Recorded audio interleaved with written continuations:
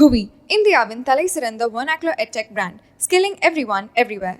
India முழுவதும் ஜனநாயக பெருவிழா தேர்தல் 2024 18வது மக்களவை தேர்தலுக்கான அந்த 7 கட்ட வாக்குப்பதிவுகள் அப்படிங்கிறது நிறைவடைந்து இன்னைக்கு வாக்கு எண்ணிக்கை காலையில 8 மணிக்கு துவங்கி பரபரப்பா நடந்துகிட்டு இருக்குன்னு தான் சொல்லணும். ஸோ இப்போ வரைக்கும் அப்படின்னு பார்த்தீங்கன்னா பாஜக பல தொகுதிகளில் முன்னிலையில் இருக்காங்க. குறிப்பாக சொல்லணும் அப்படின்னா பாஜக மொத்தம் இருக்கக்கூடிய 543 தொகுதிகளில் 296 இடங்களில் வந்து முன்னிலை வகிச்சுட்டு வந்துட்டு இருக்காங்க. காங்கிரஸை பொறுத்த வரைக்கும் 228 இடங்கள்ல காங்கிரஸும் இந்தியா கூட்டணியும் முன்னிலையில் இருக்காங்க. இதுதான் காலையிலிருந்து இப்போ வரைக்கும் இருக்கக்கூடிய நிலவரமா இருந்துகிட்டு இருக்கு. அது மட்டும் இல்லாம இந்த தேர்தலானது வெறும் மக்களவை தேர்தலா மட்டும் நம்ம பார்க்க முடியாது. ஏன்னா 3வது முறையா பாஜக ஆட்சி அமைப்பாங்களா இல்ல மறுபடியும் காங்கிரஸ் மாற்று ஆட்சியை கொடுப்பாங்களா அப்படிங்கிறதுக்கான ஒரு தேர்தலா தான் இந்தியா முழுக்கவும் இது பரபரப்பா பேசப்பட்டு இருக்கு. இப்பேற்பட்ட சூழலில் தான் மக்களவை தேர்தல் மட்டும் இல்லாம இந்த 7 கட்ட தேர்தலோடையே நடந்த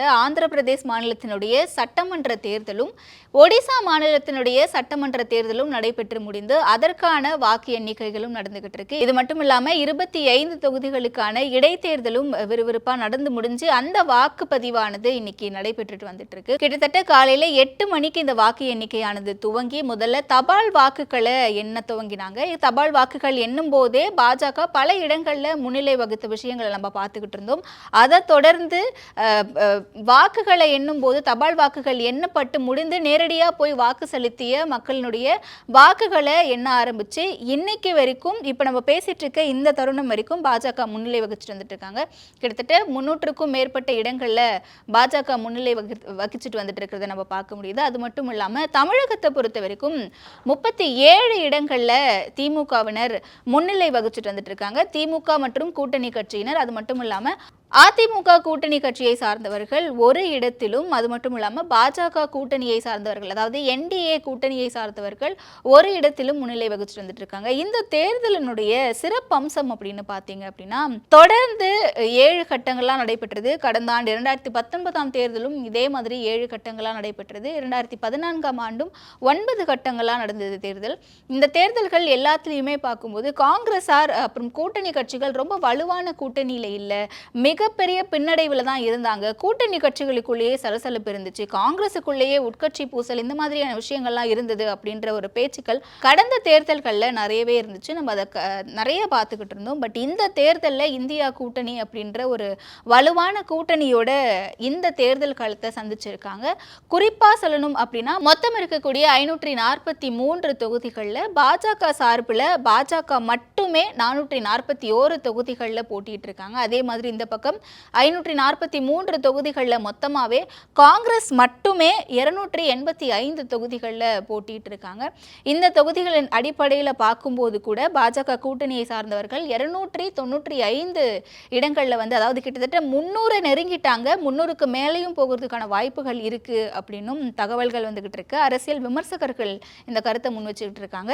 295 இடங்கள் பாஜக முன்னிலை வகிச்சுட்டு வந்துட்டு இருக்காங்க. காங்கிரஸை பொறுத்த வரைக்கும் 229 கடந்த தேர்தலில் இருந்த மாதிரியான ஒரு அதிக அளவிலான வித்தியாசம் இந்த முறை இல்லை அப்படிங்கிறத நம்மளால இதை வச்சு பார்க்க முடியுது. கடந்த 2019ஆம் ஆண்டு நடைபெற்ற தேர்தலில் பாஜகவினர் மட்டும் கிட்டத்தட்ட 303 தொகுதிகளை கைப்பற்றி இருந்தாங்க. அதே மாதிரி காங்கிரஸை பொறுத்த வரைக்கும் அதில் பாதிக்கு பாதி கூட காங்கிரஸ் பெறலை அப்படிங்கிறது தான் நிதர்சனம். வெறும் கிட்டத்தட்ட 52 தொகுதிகளில் மட்டும்தான் காங்கிரஸ் வெற்றி பெற்றிருந்தாங்க. இது ரொம்ப பெரிய ஒரு வித்தியாசம் அப்படின்னு 2019 தேர்தலில் நிறைய பேர் விமர்சனம் செய்தாங்க. நிறைய பேர் ஒற்றுமை இல்லாதது தான் காங்கிரஸினுடைய இந்த ஒரு தோல்விக்கு காரணம் அப்படின்ற மாதிரியான பேச்சுக்களும் விமர்சனங்களும் எழுந்துச்சு. பட் இந்த முறை இந்த ஒரு விஷயம் அப்படின்னு பார்த்தீங்க அப்படின்னா 2024 இந்த நாடாளுமன்ற தேர்தலில் இது கொஞ்சம் கணிசமாக அதிகரிச்சிருக்குன்னு தான் சொல்லணும். கிட்டத்தட்ட பாரத் ஜோடோ யாத்திராவில் தொடங்கி ராகுல் காந்தியினுடைய அந்த ஒரு பயணம் இந்தியா முழுக்கவும் அப்படிங்கிறது மக்கள் மத்தியில் நிறைய வரவேற்பு பெற்றிருக்கு. இந்த ஒரு வாக்கு எண்ணிக்கை அப்படிங்கிறதுக்கு அந்த ஒரு பாரத் ஜோடோ யாத்ராவும் காரணம். மக்களை நோக்கி ராகுல் காந்தி களத்தில் சந்திச்சாரு. பிரதமர் அவர்கள் வைக்கக்கூடிய இந்த இந்து முஸ்லிம் அந்த விவாதம் அப்படிங்கிறது இதுவும் தொடர்ந்து மக்கள்கிட்ட பாஜக பின்னடையறதுக்கான வாய்ப்புகளாக இருக்கும் அப்படின்னு நிறைய பேர் முன்னாடியே கணிப்புகளை சொன்னாங்க. ஆனால் இந்த முறை அந்த ஒரு கணிப்பு கிட்டத்தட்ட தோல்வியில் முடிஞ்சிருக்கு அப்படிங்கிறது தான் நம்மளால் பார்க்க முடியுது. ஏன்னா பாஜகவினர் இது வரைக்கும் பின்னடைவை சந்திக்கல. தொடர்ந்து 296 இடங்களை வச்சு முன்னிலையில் தான் வகிச்சுட்டு வந்துட்டு இருக்காங்க. காங்கிரஸை பொறுத்த வரைக்கும் கூட்டணி கட்சிகளோடு சேர்த்து 228 இடங்களில் முன்னிலையில் இருக்காங்க. ஸோ தமிழ்நாட்டை பொறுத்த வரைக்கும் பார்த்தீங்கன்னா தேர்தலுக்கு பிந்தைய கருத்து கணிப்புகளில் கூட திமுகவினர் 35க்கும் மேற்பட்ட இடங்களில் வெல்றதுக்கான வாய்ப்புகள் இருக்குது அப்படின்ட்டு மூத்த பத்திரிகையாளர்களும் அரசியல் விமர்சகர்களும் தங்களுடைய கருத்துக்களை முன்னிச்சுட்டு வந்துட்டு இருந்தாங்க. அதே மாதிரி தான் கருத்து கணிப்புகள்லையும் இருந்துச்சு. அதற்கேற்ற மாதிரியே இந்த முறை 38 இடங்களில் திமுகவினர் முன்னிலை வகிச்சுட்டு வந்துட்டு இருக்காங்க. குறிப்பாக அதிமுக ஒரே ஒரு தொகுதியிலும் பாஜக ஒரே ஒரு தொகுதியிலும் முன்னிலையில் இருக்காங்க. அதிமுக நிற்கக்கூடிய அந்த ஒரு தொகுதி அப்படின்னு பார்த்தோம்னா விருதுநகர் தொகுதியில் தான் இப்போ வரைக்கும் முன்னிலை வச்சுட்டு வந்துட்டு இருக்காங்க. இந்த விருதுநகர் தொகுதியினுடைய வேட்பாளர்களை பொறுத்த வரைக்கும் காங்கிரஸ் வெர்சஸ் தேமுதிக வெர்சஸ் பாஜக அந்த மாதிரி தான் களம் இருந்துச்சு. காங்கிரஸ்ல இருந்து மாணிக்கம் தாக்கூர் இந்தியா கூட்டணியை ரெப்ரசென்ட் பண்ணி திமுகவை ரெப்ரசென்ட் பண்ணி கை சின்னத்தில் அவர் நின்றிருந்தார். அதே மாதிரி இந்த பக்கம் முரசு சின்னத்தில் அதிமுக கூட்டணியிலிருந்து தேமுதிக மறைந்த முன்னாள் எதிர்க்கட்சி தலைவர் விஜயகாந்த் அவர்களுடைய மகனான விஜய பிரபாகர் அவர்கள் விருதுநகர் தொகுதியில் தேமுதிகவினுடைய முரசு சின்னத்தில் நின்றிருந்தார். அவருக்கான சமீபத்தில் விஜயகாந்த் அவர்களுடைய மரணம் அப்படிங்கிறது அவருக்கான ஒரு அந்த வாக்குகள் அதிகரிக்கிறதுக்கான வாய்ப்புகள் இருக்கு. இந்த மரணத்தை ஒட்டி அனுதாப வாக்குகள் நிறைய வரும்.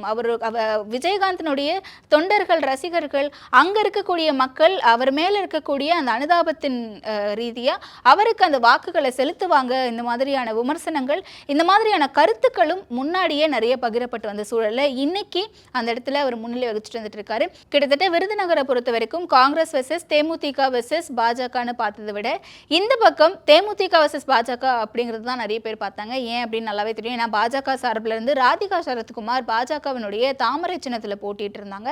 அப்பவே நிறைய விவாதங்கள்லாம் இருந்துச்சு. இவங்க சித்தி வந்துட்டாங்க அப்படின்ட்டு அந்த மாதிரியான விமர்சனங்கள் அவங்க மேல ஒரு நடிகையா ரெப்ரசென்ட் பண்றாங்க. மக்கள் கிட்ட அவங்க களத்துல இறங்கி இன்னும் இருக்கல, அவங்களுக்கான வாக்கு எண்ணிக்கை அப்படிங்கிறது உயரதுக்கான வாய்ப்பு கிடையாது அப்படின்ற கருத்துக்களும் வந்துச்சு.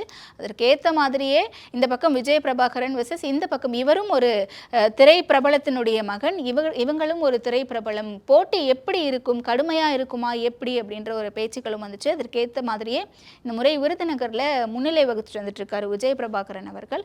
பாஜக முன்னிலை வகிக்கக்கூடிய அந்த ஒரு இடம் அப்படின்னு பார்த்தீங்கன்னா திருநெல்வேலியிலையும் பாஜகவினுடைய செல்வாக்கு அப்படிங்கிறது நமக்கு தொடர்ந்து தெரியும். அங்கே நம்ம நயினார் நாகேந்திரன் அவர்கள் தான் வேட்பாளராக நிற்கிறாரு. எதிர் வேட்பாளர்கள் அப்படின்னு பார்த்தோம்னா டைரக்டா காங்கிரஸ் வெர்சஸ் அதிமுகன்னு வருது. சிம்லா முத்துசோழன் திருநெல்வேலியில் நிற்கிறார், அதிமுகவை ரெப்ரசென்ட் பண்ணி. அதே மாதிரி இந்த பக்கம் ராபர்ட் ப்ரூஸ் காங்கிரஸை ரெப்ரசென்ட் பண்ணி நின்றுட்டு இருந்தார் கேண்டிடேட்டா வேட்பாளராக. இவங்களுக்குள்ள இருக்கக்கூடிய அந்த ஒரு போட்டியில இயல்பாகவே ஒரு அதிமுக பின்னணியிலிருந்து வந்த நயினார் நாகேந்திரன் அவர்களுக்கு பாஜகவில் ஒரு நல்ல செல்வாக்கு இருந்தது. அண்ட் பாஜக மட்டும் இல்லாமல் திருநெல்வேலி வட்டாரத்திலையும் அங்கே இருக்கக்கூடிய மக்கள் மத்தியில் அவர் ஒரு பரிச்சயமான முகமாகவும் ஈஸியாக மக்கள் அணுகக்கூடிய ஒரு நபராகவும் இருந்தார்.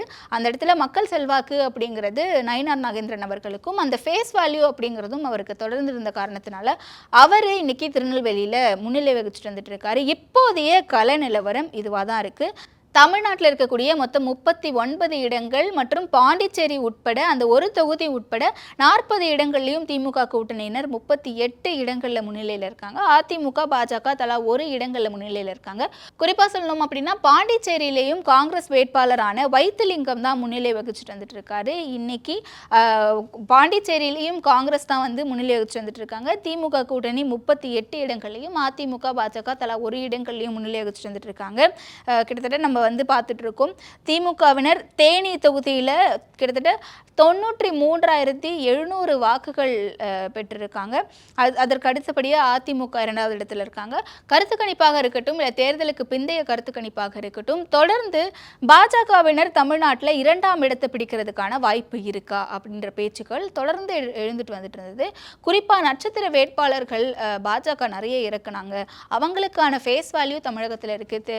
இன்னும் சிம்பிளாக சொல்லணும் அப்படின்னா கோயம்புத்தூர்ல அண்ணாமலை அவர்கள், நயினார் நாகேந்திரன் அவர்கள் திருநெல்வேலியில், ராதிகா சரத்குமார் வந்து விருதுநகரில், அவங்க பாஜக வேட்பாளராக கிடையாது அப்படின்னாலும் ஒரு பிரபலம் அப்படிங்கிறதுனால அவங்களுக்கான ஒரு ஃபேஸ் வேல்யூ இருக்கும் அப்படின்னு சொல்லிட்டு இருந்தாங்க. அது மட்டும் இல்லாமல் வேலூரில் ஏசி சண்முகம் அவர்களாக இருக்கட்டும், இல்லை இங்கே தென் சென்னையில் தமிழிசை சவுந்தரராஜனாக இருக்கட்டும், இந்த மாதிரி ஒரு பரிச்சயமான முகங்கள், வினோஜ் பி செல்வமாக இருக்கட்டும், இல்லை மத்திய சென்னையில் இந்த மாதிரியான ஒரு பரிச்சயமான முகங்களை வச்சு பாஜகவினர் வந்து ஃபெமிலியாரிட்டி இருக்கும், அவங்களுக்கான வாக்கு வங்கி கணிசமாக உயரும் அப்படின்னு சொன்னாங்க.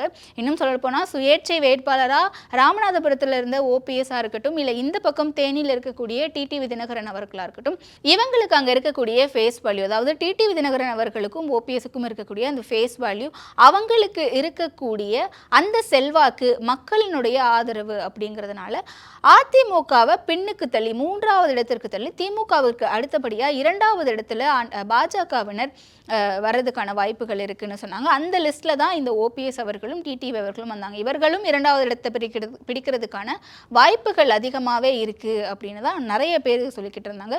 கிட்டத்தட்ட பல மூத்த பத்திரிகையாளர்களும் இதை வந்து மறுத்தாங்க. அதிமுக பிரதான எதிர்க்கட்சியாக இருக்கும்போது எப்படி அதிமுகவை பின்னுக்கு தள்ள முடியும் 3% இருக்கக்கூடிய பாஜகவால் அப்படின்ட்டு.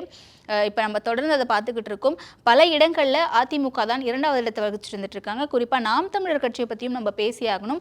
நாம் தமிழர் கட்சியினர் 4ஆம் இடத்துல இருக்காங்க பல தொகுதிகளில். கிட்டத்தட்ட நாம் தமிழர் கட்சியினுடைய வாக்கு சதவீதம் அப்படின்னு பார்த்தீங்கன்னா அவங்க சந்தித்த ஒவ்வொரு தேர்தல்களை காட்டிலும் அடுத்தடுத்த தேர்தல்களில் கணிசமாக உயர்ந்துக்கிட்டே வந்துட்டு இருக்கிறத நம்மளால் பார்க்க முடியுது. இப்போ இந்த முறை நாம் தமிழர் கட்சிக்கு வெற்றி வாய்ப்போ இல்லை முன்னிலையிலேயோ அவங்க இருக்காங்களா அப்படின்னு பார்த்தீங்கன்னா 0 தான் அவங்களுக்கு இருக்குது. அதே மாதிரி அவங்களுடைய வாக்கு வங்கி அப்படிங்கிறது கணிசமாக உயர்ந்திருக்கா அப்படிங்கிறத மொத்தமாக இந்த முடிவுகள் வெளியான பிறகு தான் நம்ம பார்க்க முடியும். இப்போ இருக்கக்கூடிய சூழலில் மொத்தமாக கள நிலவரம் அப்படின்னு பார்த்தீங்கன்னா தமிழகத்தை பொறுத்த வரைக்கும் 38 இடங்களில் திமுகவும் அதிமுக பாஜக ஒவ்வொரு இடங்களில் தலா ஒவ்வொரு இடங்கள்லையும் முன்னிலை வச்சுட்டு இருக்காங்க. பாண்டிச்சேரி உட்பட திமுகவினர் முன்னிலையில் இருக்காங்க.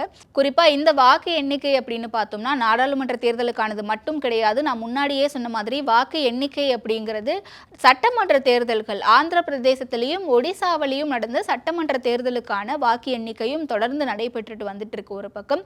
அதன்படி பார்க்கும்போது ஆந்திர பிரதேசத்தில் மொத்தம் 3 தனி கட்சிகளாக நின்றாங்க. காங்கிரஸ் ஒரு பக்கம் தனியாக நின்னாங்க. பாஜக, தெலுங்கு தேசம் பார்ட்டி, ஜனசேனா கட்சி 3 கட்சிகளும் சேர்ந்து ஒரு கூட்டணியாக என்டிஏ அலையன்ஸ் அப்படின்ட்டு அங்கே நின்னாங்க. அதே மாதிரி தற்போதைய முதலமைச்சராக இருக்கக்கூடிய ஜெகன்மோகன் ரெட்டியினுடைய ஒய்எஸ்ஆர் காங்கிரஸ் அவங்க தனித்து போட்டிட்டு இருக்காங்க. ஸோ இந்த நிலவரம் அப்படின்னு பார்க்கும்போது கிட்டத்தட்ட ஜெகன்மோகன் ரெட்டிக்கு ஆட்சி அமைக்கும் போது என்ன மாதிரியான ஆதரவு அலை இருந்துச்சோ அது அப்படியே கணிசமாக கிடையாது, ரொம்பவே குறைஞ்சிருக்குன்னு தான் சொல்லணும்.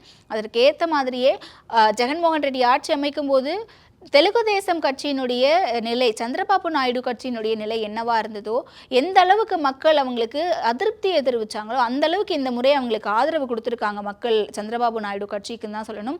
அந்த வகையில் பார்க்கும்போது ஆந்திராவை பொறுத்த வரைக்கும் தெலுங்கு தேசம் பார்ட்டி கட்சி தான் முன்னிலையில் இருக்காங்க. அதாவது என்டிஏ கூட்டணி தான் முன்னிலையில் இருக்காங்க. ஒய்எஸ்ஆர் காங்கிரஸ் பின்னுக்கு தள்ளி கிட்டத்தட்ட கணிசமான தொகுதிகளை மட்டுமே பெற்றிருக்காங்கன்னு சொல்லலாம். குறிப்பாக சொல்லணும் அப்படின்னா ஆந்திர பிரதேசத்தில் ஒய்எஸ்ஆர் காங்கிரஸ் வெறும் 25 தொகுதிகளில் மட்டும்தான் கைப்பற்றியிருக்காங்க. ஆந்திர பிரதேசத்தினுடைய சட்டமன்ற தேர்தலை பற்றி நம்ம பேசிக்கிட்டு இருக்கோம். நாடாளுமன்ற தேர்தல் கிடையாது. ஆந்திராவில் யார் அடுத்த முதலமைச்சராக வருவாங்க அப்படிங்கிறத பற்றி நம்ம பேசிக்கிட்டு இருக்கோம். அந்த வகையில் பார்க்கும்போது வெறும் 25 இடங்களை மட்டும்தான் தற்போதைய முதலமைச்சராக இருக்கக்கூடிய ஜெகன்மோகன் ரெட்டியினுடைய ஒய்எஸ்ஆர் காங்கிரஸ் கட்சி வென்றிருக்கிறது. அதே மாதிரி தெலுங்கு தேசம் கட்சியை பொறுத்த வரைக்கும் 127 தொகுதிகளில் அவர்களும் பாஜகவும் ஜனசேனா கட்சியும் சேர்ந்த என்டிஏ கூட்டணி பெற்றிருக்காங்க.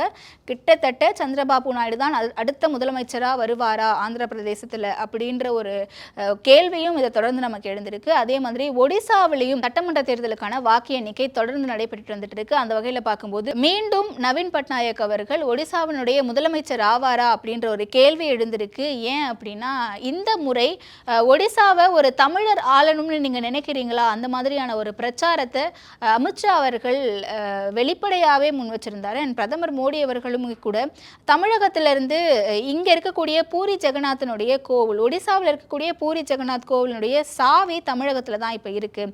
ஒரு தமிழர் எப்படி வந்து இங்கே ஒடிசா வாழ முடியும் அப்படின்ட்டு ஒரு வெறுப்பு பிரச்சாரத்தை முன் வச்சு தான் வந்து நிறைய பேர் சொன்னாங்க. இந்த மாதிரியான பிரச்சாரத்தை தான் பிரதமர் அவர்களும் முன் வச்சுட்டு வந்துட்டு இருந்தார்.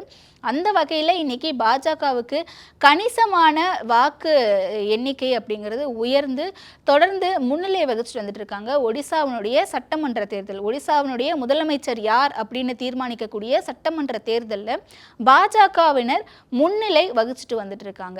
அந்த இடத்துல ஒடிசாவில் கிட்டத்தட்ட 20 ஆண்டுகளுக்கும் மேலே நவீன் பட்நாயக் அவர்கள் முதலமைச்சராக இருந்துட்டு வந்துட்டு இருக்காரு. அந்த ஆட்சி அங்கே பிஜு ஜனதா தளம் அப்படின்ற ஒரு கட்சி வந்து மிகப்பெரிய ஒரு கட்சியாக பழம்பெரும் கட்சியாக பார்க்கப்பட்டு அவரும் பழம்பெரும் தலைவராக இன்னைக்கு தொடர்ந்து முதலமைச்சராக வந்துக்கிட்டு இருக்காரு.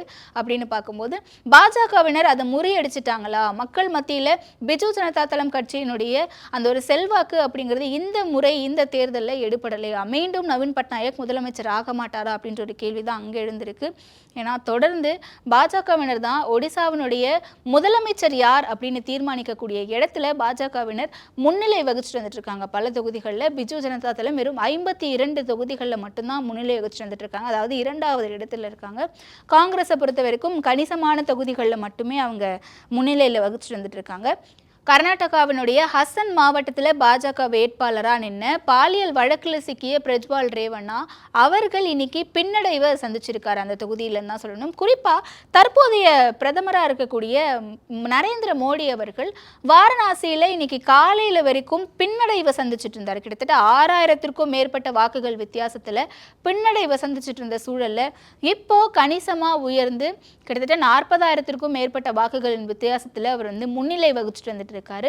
அந்த ஒரு விஷயத்தை நம்மளால பார்க்க முடியுது. அதே மாதிரி ராகுல் காந்தியை பொறுத்த வரைக்கும் 2 தொகுதிகளில் இவர் போட்டிட்டு இருந்தாரு. இந்த பக்கம் கேரளாவில் இருக்கக்கூடிய வயநாட்டிலையும் அந்த பக்கம் உத்தரப்பிரதேசத்தில் இருக்கக்கூடிய ரேபரேலி 2 தொகுதிகள்லையும் அவர் போட்டிட்டு இந்த முறை 2 தொகுதிகள்லையுமே காங்கிரஸ் வேட்பாளராக முன்னிலை வகிச்சுட்டு வந்துட்டு இருக்காரு. அந்த சூழலையும் நம்ம பார்க்க முடியுது. ராகுல் காந்தியை பொறுத்த வரைக்கும் கடந்த தேர்தலில் அமேத்தியில் நின்னாரு. அந்த இடத்துல ஸ்மிருதி இரானி கிட்ட தோற்று போய் அவர் தோல்வியை தழுவி வயநாட்டில் வெற்றி பெற்று காங்கிரசினுடைய எம்பியா நாடாளுமன்றத்துக்குள்ள நுழைஞ்சாரு. பட் இந்த முறை ரேபரேலி தொகுதிக்கு நிற்கணும் அப்படின்ட்டு தங்களுடைய வியூகத்தை மாற்றி அமைச்சு அந்த தொகுதியினுடைய வேட்பாளராக போய் ரேபரேலியும் சரி வயநாட்டிலையும் சரி 2த்துலையுமே முன்னிலை வகிச்சுட்டு வந்துட்டு இருக்காரு. GUI, இந்தியாவின் தலை சிறந்த vernacular edtech brand, skilling everyone everywhere.